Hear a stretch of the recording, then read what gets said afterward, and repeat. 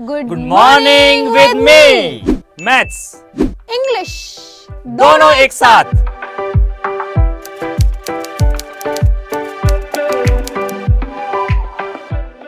आज हम बात करने जा रहे हैं एक बहुत इंपॉर्टेंट कॉन्सेप्ट की, that is sequence of tenses. Sequence of tenses के भी बहुत एरर्स एग्जाम में आते हैं। एक बार समझते हैं सीक्वेंस ऑफ टेंसेस क्या है। नाम से ही समझ में आ रहा है कि टेंसेस को किस सीक्वेंस में आना चाहिए, एक के बाद कौन सा टेंस आना चाहिए। मैंने आपको एक सेंटेंस दिया, the question was so complicated that I cannot solve it। क्या ये सेंटेंस सही लिखा है मैंने, या इस सेंटेंस में कोई गलती है? बच्चे, इस सेंटेंस में गलती है। There is an error in this sentence. What is the error?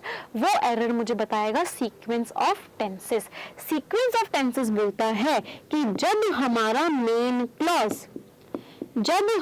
Main clause या सेंटेंस का मेन पार्ट पास्ट टेंस में होता है, तो हमारा सबऑर्डिनेट क्लॉज या वो पार्ट या वो क्लॉज जो उस पर डिपेंडेंट है वो भी हमेशा और हमेशा पास्ट टेंस में ही होता है।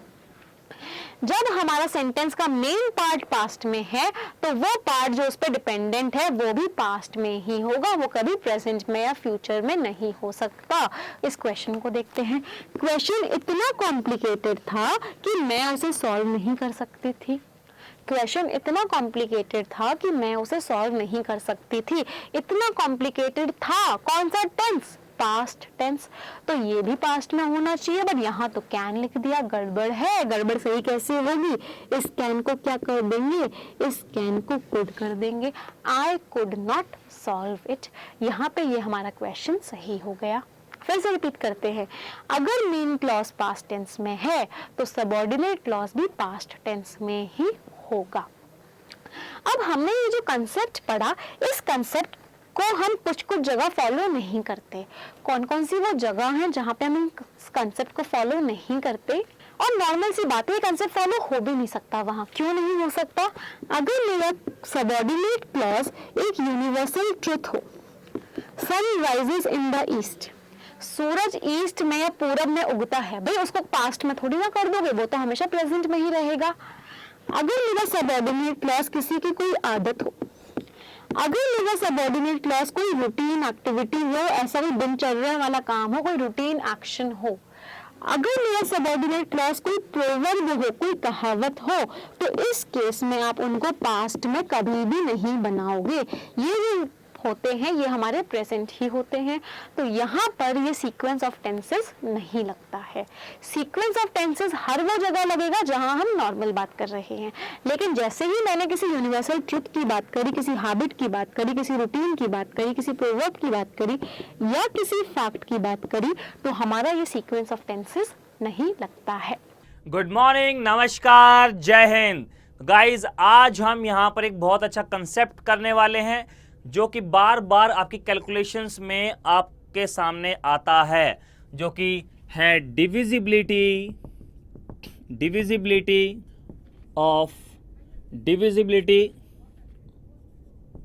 Rule of 3।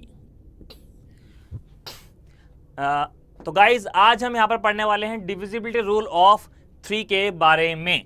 चलिए, यहां पर गाइज मैं एक नंबर यहां पर लिख रहा हूं, आप जरा मेरी बात ध्यान से सुनिएगा।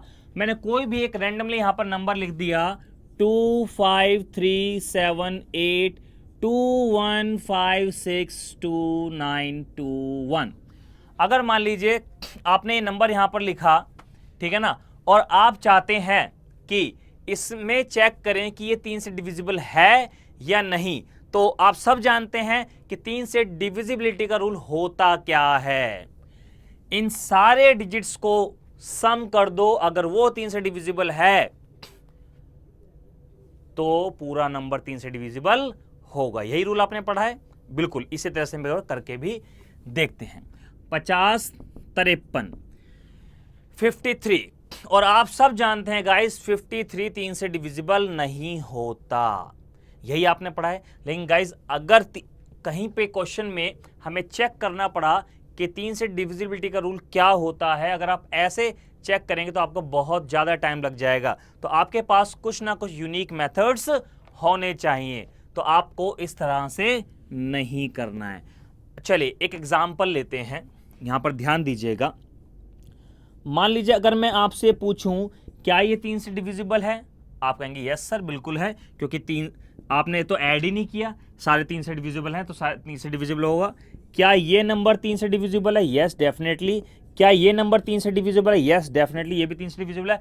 गाइज आपने इनको ऐड ही नहीं किया, इनकी शक्ल देख के बता दिया कि ये नंबर 3 से डिविजिबल है या नहीं है। एक बात बताओ, जब 3 3 6 6 9 9 9 को आप यहां पर ऐड नहीं कर रहे हो तो आप यहां पे भी ऐड क्यों कर रहे हो? मतलब कहने का ये है डिविजिबिलिटी ऑफ 3 चेक करते समय उन नंबर्स को ऐड करने की कोई आवश्यकता नहीं है जो कि 3 या 3 के मल्टीपल हैं या जिनको ऐड करके 3 बन रहा है। चलिए देखते हैं अपने इस क्वेश्चन को कितनी फास्ट कर पाते हैं। तो 3 को हटा देते हैं, कोई जरूरत नहीं ऐड करने की। 7 5 12 3 का मल्टीपल है बिल्कुल। 8 और 1 9 3 का मल्टीपल। 6 हटा देते हैं, 9 हटा देते हैं, 2 और 1 3। क्लियर है गाइज? अब देखिए 5 और 2 7 और 2 9 को भी हटा देते हैं। गाइज यहां पर बचा सिर्फ और सिर्फ 2, और 2 3 से डिविजिबल नहीं होता, 3 से डिविजिबल नहीं होता। और गाइज खास बात मैं आपको बता दूं, इसको डिवाइड करने के बाद भी 2 ही रिमाइंडर बचेगा जब 3 से आप भाग करोगे। तो ये 3 से डिविजिबिलिटी का बहुत अच्छा तरीका। गाइज आपको जो चीजें बुक्स में लिखी हैं वो तो पढ़नी ही है कि भाई sum of the digits should be divisible by 3, ये तो पढ़ना ही है, बट आपको उससे ऊपर एक मॉडिफाइड तरीका आना चाहिए। चलिए मैं एक क्वेश्चन यहां पर और ले लेता हूं। मान लीजिए 2 1 3 2 3 5 8 7 5 2 3 1 4। मैं रैंडमली कोई भी नंबर यहां पर लिख रहा हूं। हमें बहुत स्पीड में चेक करना है कि 3 से डिविजिबल है या नहीं। 2 और 1 3, 3 गया, और 7 और 2 9, 3 गया, 5 और 4 9, ठीक है। 8 और 1 9, क्या बचा गाइस? यहां पर बचा 5 और 2 7। 3 से डिविजिबल तो नहीं होता। और ये भी है, अगर रिमाइंडर आपसे पूछा जाए तो 3 से भाग करो 7 को, रिमाइंडर 1 आ जाएगा। आई होप आपको ये तरीका समझ में आया होगा, 3 से डिविजिबिलिटी चेक करने का एकदम धांसू तरीका। Students, you will learn a rule of English and a rule of maths regularly with us from now onwards. तो गाइज अगर आपको सेशंस बहुत अच्छे लग रहे हैं तो लाइक करना ना भूलें, और अगर आप ऐसी वीडियोस आगे भी देखना चाहते हैं तो चैनल को सब्सक्राइब करना ना भूलें। You will meet us every day at 7 a.m. और शेयर जरूर करो।